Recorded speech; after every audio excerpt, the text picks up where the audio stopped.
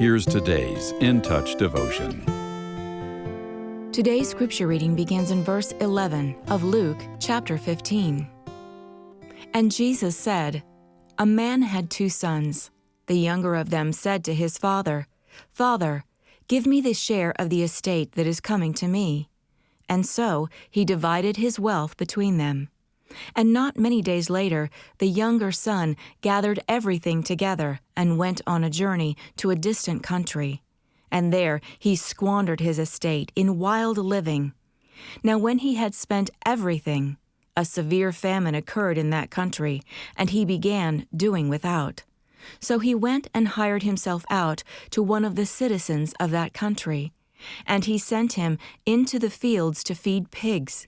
And he longed to have his fill of the carob pods that the pigs were eating, and no one was giving him anything. But when he came to his senses, he said, 'How many of my father's hired laborers have more than enough bread, but I am dying here from hunger?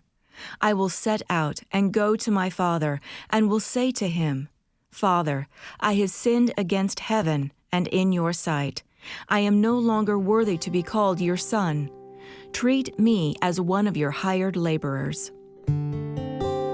How did the prodigal son's journey begin? Perhaps he wanted to leave behind the restrictions that come with living under a parent's roof. Or maybe he wanted money to pursue life's pleasures with friends.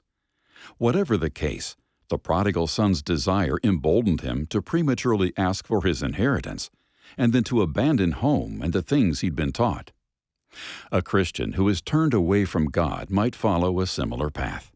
First, we begin with a craving for something other than what we have. The longer we allow the idea to linger, the stronger our desire is to have it, and we eventually find ways to justify what we want. Then, based on that faulty reasoning, we move toward our own self-centered goals. Like the wayward son, we may enjoy the pleasures of the world for a time, but ultimately, we find ourselves lacking certain essentials, like unconditional love, security, and a meaningful purpose for living.